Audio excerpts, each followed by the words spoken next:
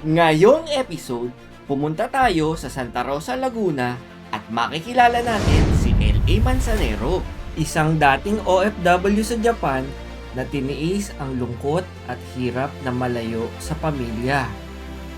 Isang padre de pamilya na nag-isip ng paraan upang makasama niya na ang kanyang pamilya. Yung trabaho kasi sa Japan, pag nandun ka, ita-treasure mo talaga siya. Kasi yung training na makukuha mo doon, yung technical know-how na makukuha mo, ang laking bagay nun kapag in-apply mo dito sa Pilipinas. Gumibap ako doon, not actually na ayoko na or ano. Una, ang naging reason is, syempre pamilya. Okay? Mas masarap magtrabaho na kasama mo yung family mo. Bukod doon, dumating din sa point na parang mentor ako ng isa sa mga napagtrabahoan ko sa Japan. Na yung trabaho nyo dito sa Japan, wag nyong iti-take as long term. Pag-igihan nyo yung trabaho nyo dito, kasi yung makukuha nyo ditong aral, makukuha nyo ditong skills. Doon ako nag-decide na sabi ko, bakit ako magtsatsaga or bakit ako magtitiis dito sa mahabang panahon wherein yung opportunities nasa Pilipinas. Nandito sa atin. Ang kailangan lang talaga natin, pag-igihan natin yung trabaho natin na magawang tama. Nagsumikap at nagtagumpay sa trucking business. Magbabahagi siya ng kanyang experience sa trucking business upang makatulong sa mga nagnanais pumasok sa ganitong negosyo.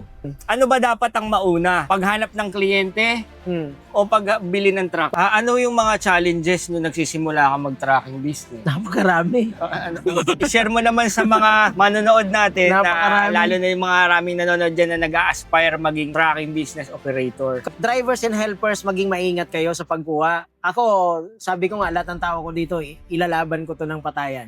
Kung bisyo yung nagiging problema sa mga drivers and helpers nyo, sabihin ko sa inyo, pakitaan nyo sila na ikaw malinis ka din. Yun ang pinakasikreto doon. Pag malinis yung amo, sumusunod ang mga tao. Dapat isa pa sa tingin ko na inaabangan ng mga trucking business operators natin dyan. Ano yung mga tip mo sa kanila? Paano makakuha ng rektang biyahe? Yun. Ipapakita niya din sa atin kung paano ma-ensure ang quality ng kanyang mga truck para masiguradong the best ang quality ng mga produktong kanyang dinideliver. Ang offer po namin is calibration po of different instruments. So, one po nito is yung ating reefer van. So, we do validation po ng temperature po sa loob ng reefer van natin. Pagka nag-isip ka na mag-put up ng isang trucking business, laging dumarating sa point minsan na merong mag-aaya sa'yo na, ay, sama tayo. Tip ko lang sa inyo, kapag ka merong pagkakataong ganon, kailangan klaro yung role ng bawat isa. Isa yon. Kailangan klaro yon. At the same time, ano yung magiging hatian nyo pagdating doon sa revenue? Ibabahagi niya din ang mga sikreto para magtagumpay sa trucking and logistics business. At malalaman natin ito later on this episode.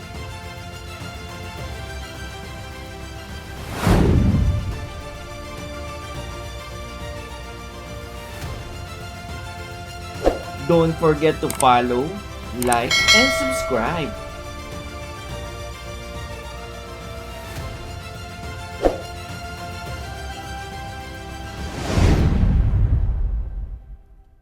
At ngayon po, ipapakilala ko sa inyo si Sir. L.A. Manzanero po, CEO po ng Highmel Travel and Transport Services. Sir, ano ba po ang expertise ng Highmel? Our main client as of now, we have pharmaceutical company. So our team is trained to handle items that is intended for pharmaceuticals and drugstore. Paano nyo nasisigurado na padi-deliver yung mga gamot at the best quality? Kami sa level ng company, we ensure na lahat ng mga units namin ay nag-undergo ng calibrations. Okay. As regular as twice a year, ginagawa namin siya.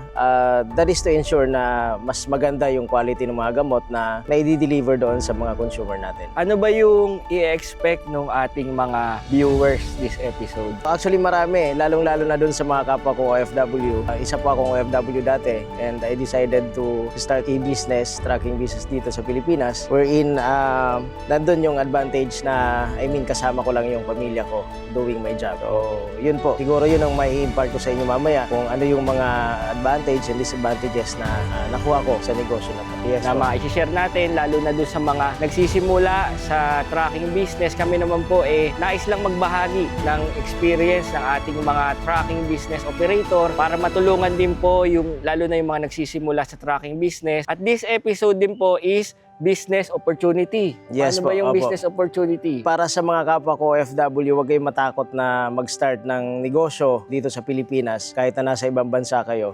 The only thing na need nyong i-insure dyan is kailangan meron kayong trusted person na nandito sa Pilipinas to handle the operation ng negosyo. Somehow, baka dun ko po kayo matulungan. At syempre, para makasama na rin nila yung mga mahal nila sa buhay Yes. na napakahirap din malayo. Ikaw, naranasan mo yan. Naranasan ko yon, sobrang hirap. Alam naman natin na we are working for our families, pero iba yung pakiramdam kapag ka nagtatrabaho ka na Mas may lakas ka pag mas kasama may mo lakas sila. kapag kasama mo sila. Tara po, at excited na po kami ma-share sa inyo yung business opportunity at mga kaalaman. So tara, Sir LA. Thank you po. Let's go. Ano yung mga challenges nung nagsisimula ka mag-tracking business? Napakarami. I-share mo naman sa mga manonood natin na Napakarami. lalo na yung mga maraming nanonood dyan na nag-a-aspire maging tracking business operator. Kasi yung negosyo na to, hindi lang siya natatapos doon sa dapat may unit ka. Hindi lang doon eh. Kumbaga napaka-wide. Pwede maging mga problema. Oo, diverse yung kailangan mong kaharapin ng mga Gaano katagal kang naging OFW sa Japan? matagal-tagal din. Mga siguro inaabot ako ng 4 years and 7 months. Okay. Magpa 5 years. During pandemic, nandun ako. Okay. Kami yung last na batch na nakaalis bago mag-lockdown. Okay. So the whole duration ng pandemic, binuno ko yun na wala ako sa sariling pamilya. Ibig sabihin, yung duration na 4 years and 7 months, talagang walang uwian yun. Anong trabaho mo sa Japan? Mekaniko ako doon. Bale, nung una, na-hire ako sa isang, ano lang muna, mga SUV, mga sedan. And then, after 3 years, nag-exam ako ng Nihongo. Nihongo. Nakapasa naman, so kaya napa-level up yung assignment ko. Napunta ako sa mga trucks, mga kagaya nito, mga 10-wheeler. Kaya nagkaroon ka ng Kaya, experience sa truck. oo, yung Okay. nakuha kong experience doon, napakalaking bagay. Ano yung mga experience mo doon habang nung nag-COVID, di ba, nag-pandemic? Ano yung mga karanasan mo nun doon sa Japan? Yun yung pinaka, parang turning point sa, sa part ko siguro. Kasi nung time na yun, Oo. ewan ko kung paano nangyari, pero bibihira mangyari to sa buhay ng iba na nasa hospital ako, at the same time, si wife ko ganun din. Oh. So, nagbi-video call kami dalawa, parehas kami nasa hospital Ibig bed. sabihin, naging critical yung lagay nyo parehas. Parehas. Nung Kasi, tinamaan kayo ng COVID. si wife ko, iba yung case niya, hindi siya COVID. Oo. Nag-undergo siya ng operation. Okay. And then, habang inuoperan siya, yun din yung time na na-diagnose ako na infected ako ng COVID. Okay. Inano din ako. Kumbaga, na-confine din ako sa hospital. Ano yung turning point sa'yo na nag-decide ka na uwi na akong Pilipinas, magne-negosyo na lang ako ng tracking business? Yung trabaho kasi sa Japan, pag nandun ka, ita-treasure mo talaga siya. Kasi yung training na makukuha mo doon, yung technical know-how na makukuha mo, ang laking bagay nun kapag in-apply mo dito sa Pilipinas. Which is ginagawa ko ngayon. Ang laking bagay nun. Ngayon, ang naging reason why gumibap ako doon, not actually na ayoko na or ano. Una, ang naging reason is, syempre pamilya. Okay. Mas masarap magtrabaho na kasama mo yung family mo.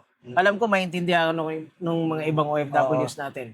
Alam kong ramdam din nila yung ganitong dinaanan ko. Bukod doon, dumating din sa point na parang minentor ako ng isa sa mga napagtrabahoan ko sa Japan na Okay. yung trabaho nyo dito sa Japan, wag nyong iti-take as long term.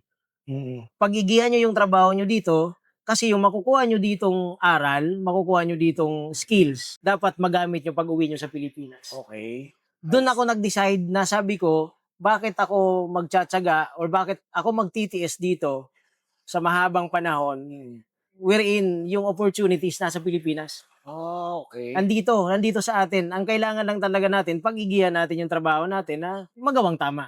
Ganun yung turning point ko. Family, at the same time, yung skills na nakuha ko doon. Ayokong dumating sa point na pag nag-stop ako ng trabaho sa Japan, hanggang doon na lang yun. Ayoko. Gusto ko masustain yung nakuha kong skills. Ibig sabihin, yung skills na natutunan mo, malaking bagay yun kung bakit tracking business ang napili mong maging negosyo sa Pilipinas. Yes, abo. Ano ba yung mga skills na natutunan mo doon? Yun ang kurso ko eh. Yun ang tinapos ko. Tapos ako ng automotive technology. Yun ang natapos ko. Sabi ko, bukod dun sa skills kasi na yun, wala eh, inline siya doon sa tinapos ko eh. Oo. So kaya sabi ko, eto na yun. Eto yung time na kailangan ko talagang pagigian kasi hindi ito labas doon sa kung ano yung tinapos ko. Eto talaga ako. Specialty mo yan. Yes. Unang-unang nakuha ko doon, syempre yung basic na pag-maintenance ng mga units. Wherein kailangan yun. Pagka-tracking business yung negosyo mo eh. Hindi pwedeng wala kang alam dyan. Unang-una, mas mag-guide mo yung tao mo, yung driver mo. Na, ganito lang yan. Basic na pag-check ng ano, ganito yan. Basic na mga trouble na kailangan nilang maintindihan. Hindi na manggagaling sa outside provider, di ba? Ikaw mismo as owner, Tipid na rin yun. tibid na rin yun. Oo, di ba?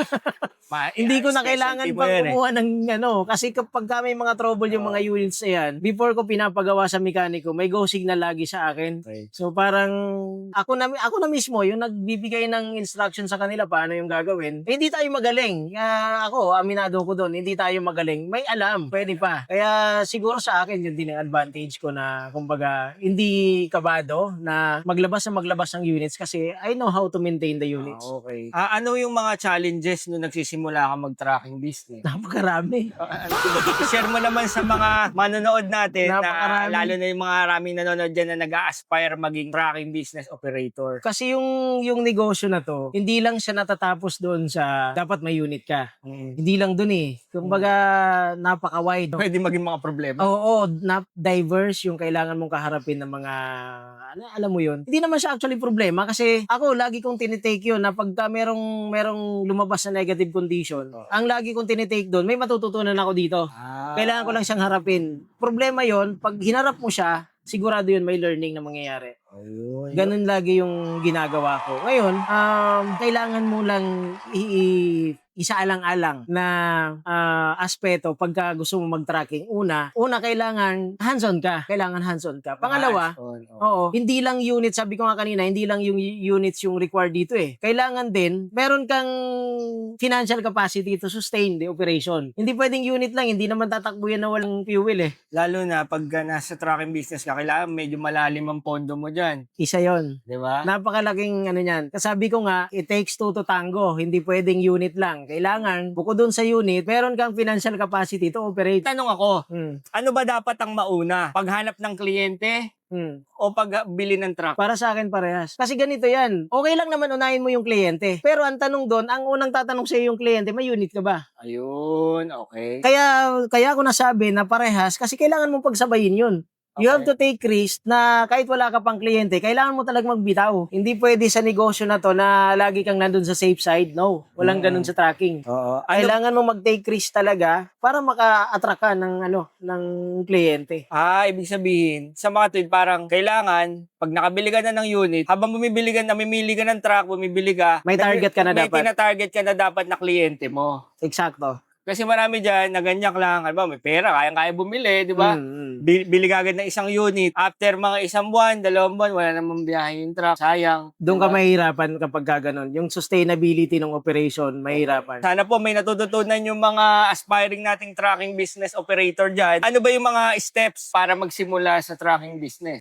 When it comes to permits and licenses, una kailangan may DTI ka. And then, yun, i-register mo yung unit mo. Kalakip nun, pagka may DTI ka na, kuha ka ng LTFRB franchise. LTFRB. Yes po, opo. Yun ang kailangan. Kaya para legal kang makapagbiyahe, kailangan yun ng mga units mo. And at the same time, required ni client talaga yun na mag-provide ka ng mga ganong And BIR, syempre. BIR. Yung bakit tayo nagkakilala? Yun ang wag niyong kakalimutan kasi ang sikreto lang naman sa tracking, peace of mind dapat meron ka. Kasi ang iba tinitake nila, nako, wag niyo nang susubukan, masisira lang yung buhay niyo, parang gano'n. Sa akin hindi. Sabi ko nga, yung problema given yan eh. Pag nag-run ka ng isang tracking business, given yan, nandiyan yan. Hindi pwedeng hindi. Ngayon, ang magbibigay sa iyo ng peace of mind, insurance. Wow. Umanap ka ng isang insurance firm na alam mong kaya kang damayan pagdating doon sa mga oras, sa time na alam mong kailangan mo talaga ng kasangga, yun ang hanapin mo. O yun yung kumbaga, isa yun sa sangkap eh. May unit ka, meron ka ng kliyente, ngayon, bumili ka ng peace of mind mo. Bumili ka ng insurance. Ayun. Yun ang sikreto At doon. kailangan legit. Legit dapat. Legit dapat. Marami kasi dyan kumukuha ng insurance dahil nga sa dami ng gastos ng mga trucking business. Alam mo yan, sa dami ng permit na sinabi mo, tapos gastusin pa sa operation, syempre, pagod na rin sa gastusan yung operator. Ang enticing sa kanila yung mga sobrang mura na insurance, na pagdating naman sa claim, di mo maasahan, mga bogus pala. So yun po, iingatan natin, lalo na sa mga nagsisimula ng trucking business, yung it's too good to be true na sobrang mura mga insurances. Doon na po tayo sa tamang presyo lang po, pero tama din yung serbisyo na ibibigay po sa inyo, na kahit natutulog kayo, umaandar yung mga truck nyo, safe, at may peace of mind po kayo. Ikaw ba ay trucking business operator na ni-require na kumuha ng inland marine insurance? Bakit nga ba nire-require ang trucking business operator na kumuha ng inland marine insurance? Alam mo ba na pag naisakay na sa truck mo ang mga pangarga, sagutin na ito ng isang trucking business operator? Alam mo ba na ang inland marine insurance ay nagbibigay proteksyon sa robbery and hijacking, collision, acts of nature, at mga biyaheng tawid dagat? Sa mga trucking business operator na nangangailangan ng inland marine insurance na dependable and reliable, affordable and installment, the best after sales, at trusted na ng mga trucking business operator, contact Joey Nunez FB page or call 0927-966-7358. Get your peace of mind now! Paano nga pala bumili ng mga recondition na truck? Kasi ang iba, ang ginagawa, lalo kapag walang background sa engine, sa automotive, ang ginagawa nila, nagdadala ng mga trusted na mekaniko nila. Oh. So yung sa akin, iba kasi ako mismo yung Marunong ka eh. May alam ka na talaga, Oo, no? ako mismo yung nag-G-check. So, kampante ako na at the same time, syempre, nakatipid na din ako kasi pagka kukuha ka ng mag-G-check, I think 5,000 yata, pinakamababa. Na ibabayad mo dun sa mekaniko to check lang Yung unit kung Oo. okay. Sa akin, hindi. Ako na mismo yung nag-check niyan. Yun ang Okay. pinagkaiba ko. Kasi maraming mga truck na binibenta. Ang ganda sa labas, may mga pintura, ang kintab na. Pagdating sa loob, sira pala. Sira pala. Hindi mo maaasahan. Mahirap yung ganun kasi sabi ko nga, may mga investor ako na nandito na sa akin ngayon. Personally, ako nag-check ng units nila. Yung isa na investor ko, si Paring Ray, 2 taon. 2 taon na sa akin yung unit niya. Ako din ang nagpumili nun. Sinama ko siya, pero ako yung nagbigay ng go signal. Kunin mo Okay to. yun. Goods Ito ang yun. kunin mo. So far, 2 taon ang ginagamit ngayon. Walang nagiging Walang problema. naging aberya. So, yun ang tip ni Sir LA. Kailangan ay may alam, magsama ka ng may alam. Magsama ng may alam. Tsaka siya kasi talagang alam Trusted. niya na yung ginagawa niya na dahil nga yun ang profession niya, yung kailangan, yung truck is hindi sirain. Ano bang epekto pag sirain yung truck? Ang laki ng epekto nun sa operation mo. Kasi unang-una, pag nakapag-commit ka sa kliyente mo, halimbawa, ngayon, binatuan ka, may booking ka ngayon, 10. Pagka binigyan ka ng 10 bookings, wala ka nang magagawa dyan. Pag kinonform mo yan, ano pa man ang mangyari, kailangan mong i-provide or else, masisira ka. So, kailangan mong isipin mo na bago ka kumuha ng mga bookings na yan, kailangan yung unit mo ay talagang prepared siya. So, dun papasok yung technical know-how nung nag-check na mekaniko. Bakit halimbawa ba hindi mo na nagawa yung bookings, di ba? May penalty ba yun? May penalty yun. Lalo na kung, kasi meron yung binibigay na kung magka-cancel ka, kailangan at least 12 hours before ng call time, makapag-inform ka sa kanila. Pagka less than 12 hours, nag-inform ka sa kanila, automatic may penalty yun. Ipe-penalize ka nila nun. Or, ang pinaka-worst nun, magiging ano mo yun marka yun dun sa pangalan mo na, ay, si ganito, binatuan ko ng 10, pero Hindi naman nag-confirm, pero lilima lang yun na ibigay. Alam mo yung mga gano'n na, sila din kasi nahihirapan. Okay. Kaya bago ka mag-confirm, you have to see to it na yung unit mo ay naka-ready talaga. Isa pa sa tingin ko na inaabangan ng mga trucking business operators natin dyan, ano yung mga tip mo sa kanila? Paano makakuha ng rektang biyahe? Yun.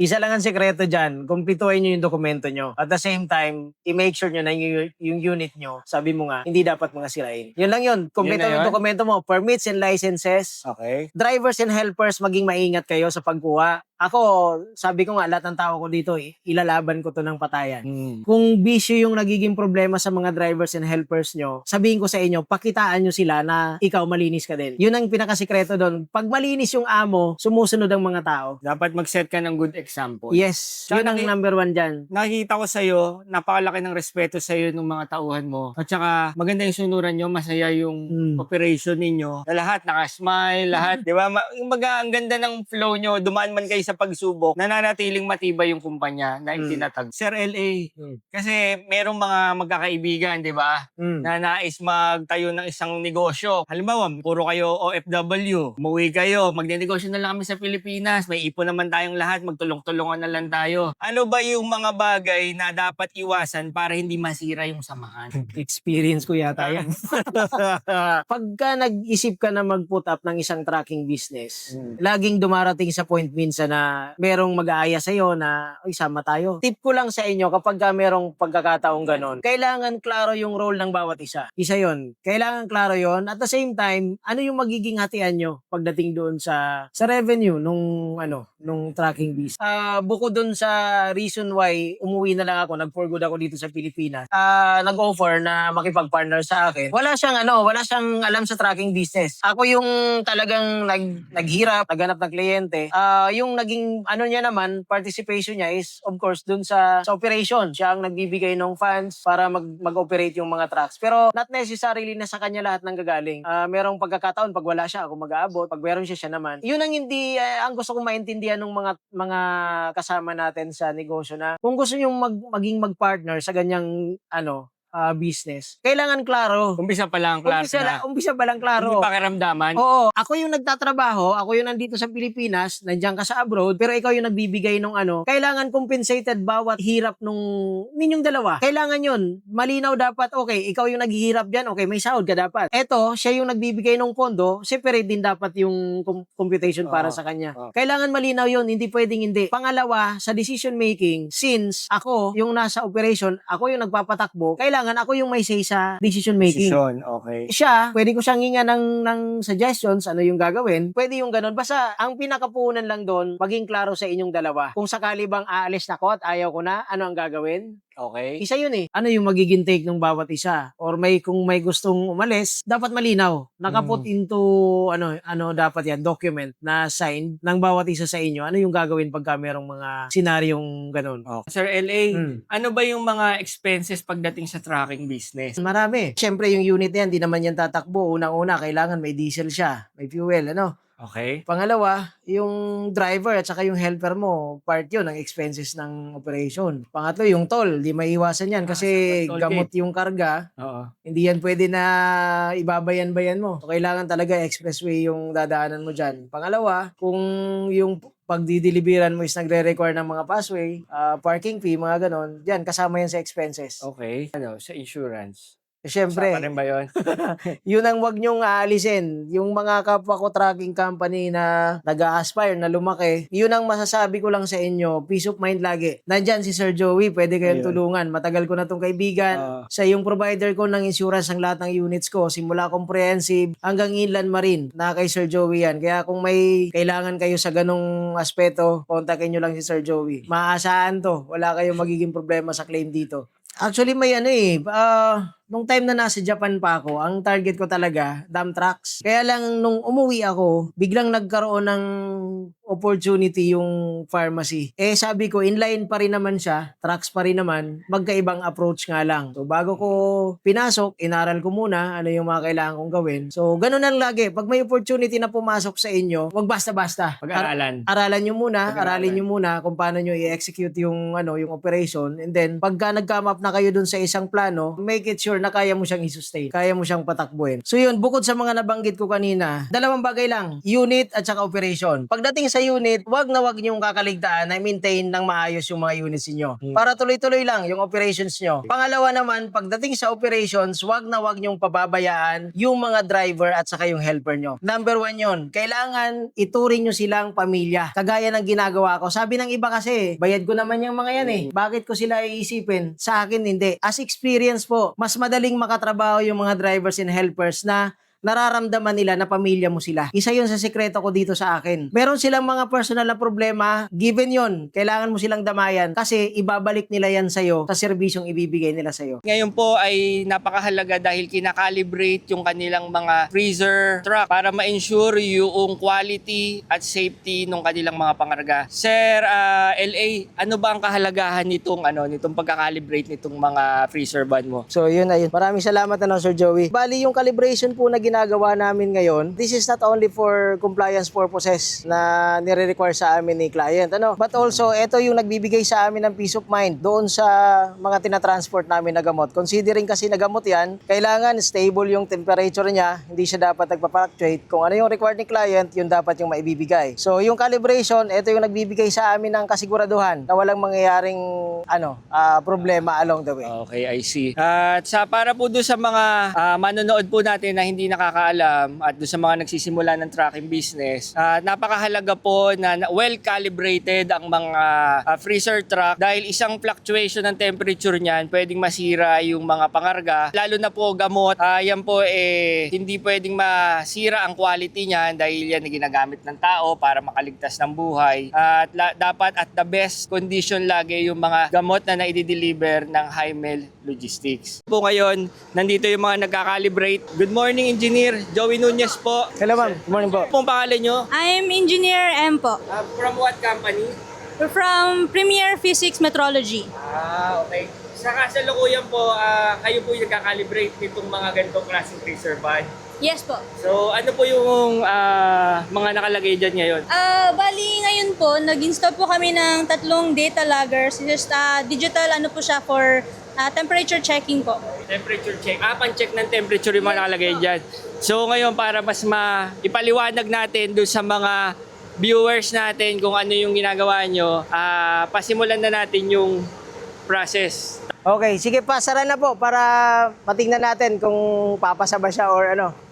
Kailangan pala sarado? Kailangan po sa kasara para... Yung pinaka-total coldness niya sa loob. Hindi yun ang lalabas babasahin ng lager na nasa loob. Okay. Sara, tuloy natin usama kay Engineer. Okay. Our company is located po at UG08 Globe Telecom Plaza 1, Pioneer Corner, Madison Street, Mandaluyong City. Ano po yung mga services na ino-offer ng inyong company? Ang offer po namin is calibration po of different instruments. So, one po nito is yung ating reefer van. Okay. So, we do validation po ng temperature po sa loob ng reefer van natin. Okay. Yun po yung nire-request din po nila, sir. So ito bang pagka-calibrate nyo nito may kasamang certificate? Dahil may mga iba dyan mga tracking company, may mga nagka-calibrate kasi na walang kasamang certificate. Yung sa inyo ba may kasama ng certificate na pwede nilang magamit? Yes, sir. We give certificates po after po namin calibration na kinakandak. And we also put stickers po sa mga vans po. So yung mga pinakita natin kanina na parang mga tripod doon sa loob, pang measure pala yun ng coldness. Temperature, yes po. Temperature. Yes. Tapos titignan ngayon yung process. Paano ba po ma-ensure na tama yung temperature sa loob noong mga reefer van? Bali po yung data loggers po na nilagay namin sa loob. It's also calibrated po siya na may mga automated sensors po siya sa loob. I-check po namin, compare po namin yung temperature na nakaset up kay reefer van, and then dun po sa makukuha naming measure din po sa data loggers namin. Okay. So, supposed be sa Kailangan magtugma? exact, yes po. So, kung ano po yung sinatap, yun din po yung mariread ng natin, data loggers. Alright. So, invite nyo po yung mga tracking company dyan na nangangailangan din ng services ninyo. Hello po, tol. Logistic company po na nag-request ng calibration. I can contact us po, Premier Physics Metrology. Contact number 0917-148-5178. You can also email us at info@ppmcalibration.com. You can also visit our website, so ppmcalibration.com. Kita nyo naman po talagang at the best, at the highest quality po ang binibigay na service ng Highmel Logistics. Dahil lagi nila sinisigurado yung quality ng truck na nagdi-deliver ng mga pangarga nyo. Sir LA, may tatanong ako sa iyo eh. Ano yung maipapayo mo dun sa mga OFW o kaya yung mga nagnanais pumasok sa trucking business? Okay. Specifically siguro for OFWs na nagbabalak na maglagay ng ganitong negosyo, para sa akin siguro wag munang basta-basta tatalon. I mean, meron kayong stable na income sa abroad, tama? So siguro para sa akin, ang gawin nyo muna, hanap kayo ng trusted nyong tao na nandito sa Pilipinas na pwedeng makasama nyo sa negosyo. Pero gaya nung nabanggit ko kanina, kailangan klaro lahat. Rules, paano yung maging hatian, kailangan yung pag-agrihan yung dalawang yon. Pagka okay na siya, siguro kapag stable na, nakita nyo na running na siya, that's the time na pwede na kayo mag-decide na iwanan nyo yung trabaho nyo sa abroad. Yun ang pinaka-safe doon. Wag na wag, alimbawa, naisip nyo agad magtayo ng sarili ng tracking business. Bibitawan nyo yung I suggest wag. Kuha muna kayo ng tao na sa tingin nyo talagang matitiwalaan nyo dito sa Pilipinas. Pagka nag-run na siya, saka yung bitawan. I Yun lang see. yun. So, tama-tama din pala na nag-i-invite ang company mo ng investors, di ba? Paano yung proseso nun? Ayun, so as of now kasi meron na kami mga existing na investors. Meron kaming investor from US, meron ding seaman. Meron ding mekaniko sa Japan na may unit na dito sa akin. Yung seaman at saka yung mekaniko, parehas may unit dito sa akin. So, running na siya, tumatakbo na siya. Pwede nyo maging option yun dun sa mga investor. Dalawang bagay. It's either monetary or pangalawa, kuha kayo ng sarili yung units and then you decide kung ipapamanage yun sa amin or pwedeng sarili nyo ding tao. Pag-usapan natin, depende kung paano magiging setup. Bawa naman, ako, binili ko ng truck yung pera. Iiwanan ko sa'yo dahil meron ako inaasikasong ibang negosyo. Paano naman yung proseso? Mas madali yung ganun kasi yung mga investor na nandito sa akin, ganun yung ginawa. They purchase their units and then dinala lang dito sa akin. Ako yung nagmamanage ngayon. Ako yung nagpapatakbo. So sa ganung madaling kumputin yun. So ilalabas lang natin yung expenses and then yung matitira, yung magiging net, pwede yung hating kapatid tayo, pwede yun. Pero Ganun. yung- Mas madaling kumputin kasi pagka ganun. Mas maganda siguro, kontakin ka na lang din nila. Yes, opo. Ano ang contact detail? Sa contact details po, yung Facebook ko is LA Manzanero and then you can contact me sa cellphone 0954-188-7388. Gusto ko lang magpasalamat muna doon sa mga tao na patuloy na nagtitiwala sa akin na sinasamahan ako sa journey na ito, sa negosyo na ito. Yung mga investors ko, maraming salamat sa inyo na patuloy nyo akong sinusuportahan doon sa layunin ko na mapalago yung negosyo na to. Siyempre, pare-parehas kayong mag-profit, Yes, po. makumita dito sa negosyo na to. Dahil yun lang naman din ang gusto natin na umunlad tayo sa buhay. Message mo sa mga clients mo na sa iyong tracking company. Ayun, yung existing clients ko ngayon, yung mga pharma items, hindi ko nababanggitin yung kumpanya pero nakita nyo naman siguro kanina na talagang hindi ko pinapabayaan yung mga units. Even yung calibration, talagang regular kong ginagawa yan to ensure na maganda yung quality na maipoprovide kong serbisyo sa inyo. So siguro kung may need pa kayo na other units na kailangan nyo para sa transportation ng inyong mga produkto, especially pharma, you can contact me para mapag-usapan po natin kung ano yung maitutulong ko doon sa negosyo po ninyo. Tapos, ano nga pala yung mga available units mo dito sa iyong company? Na mamari dyan, may mga naghahanap pa ng truck na babiyahe sa kanila at pwedeng i-service ng iyong company. Ano yung mga available na trucks? Ayun, sa ngayon, ang existing namin sa ngayon, we have 6-wheeler reefer trucks. Meron din kaming 4-wheeler, merong AUB, and merong 10-wheeler. 10-wheeler po, lahat yun mga reefer. Lahat po yun Reefer. pwedeng pang Yung mga refrigerated. Shoutout ko din muna yung mga may mga sariling reefer trucks dyan, especially 10-wheeler. Kung namumroblema po kayo sa biyahe, pasyalan nyo po yung garahe ko or kontakin nyo po ako. Baka somehow po, mabigyan ko kayo ng biyahe at magkasundo tayo. Willing po ako na ibigay sa inyo yung biyahe na kinakailangan ng mga units. Open si Sir LA sa kanyang company ng Subcon. Yes po, Tama? opo. Open for Subcon. Tapos, ano yung location nitong company mo? Sa ngayon po, naka-strategic yung location ng garahe ko considering na yung warehouse ng kliyente ko is nandito lang sa Santa Rosa. So, makikita nyo yung garahe ko dito mismo sa Santa Rosa. Yes po. Ilalagay ko rin sa Google link ng kanyang location. Para pipindutin nyo na lang, mapupuntahan nyo na si Sir LA. Saka wag niyong isipin yung magiging garahe ng units nyo kasi available yung parking space dito ni Ma'am Eloisa. Tinutulungan ko din siya na makakuha ng mga kliyente pa na magpa-park. So wag niyong problemahin yung parking. Ang advantage natin dito, una, secured yung lugar, may guard, di basta-basta makakapasok, hindi allowed na Mga personnel. Opo. Hindi yung problema yung truck ban. Kasi kung ang magiging pick up natin is doon mismo sa client na hawak ko, hindi ka lalabas ng highway. Ibig sabihin malapit ka na doon sa mga kliyente. Napakalapit. Hindi nyo problema yung call time. Okay. Kung ang call time nyo alas 8, alis kayo dito ng 10 minutes before 8, kayang-kaya. makakarating. Hindi madidelay. Hindi madidelay, walang delay mangyayari. Again guys, maraming salamat po Sir Joey, maraming salamat po sa pagpapa-unlock na may cover up yung company ko sa iyong vlog. Emil Manzanero po, LA Manzanero. Ako po yung may-ari at CEO po ng Highway and Travel Transport Service. O pag may kailangan po kayo, kontakin nyo lang po ako. Ilalagay ni Sir Joey yung contact details ko. Masaya po ako na makakatrabaho ko kayo sa mga susunod pang araw. Maraming salamat. Ako po si Joey Nunez at doon sa mga trucking company dyan na nagnanais din na ma-feature sa ating YouTube channel at sa Facebook channel natin is kontakin nyo lang po. Ilalagay ko sa description box ang aking contact details. Ako po si Joey Nunez, delivering peace of mind. Bye-bye! Don't forget to follow, like, and subscribe.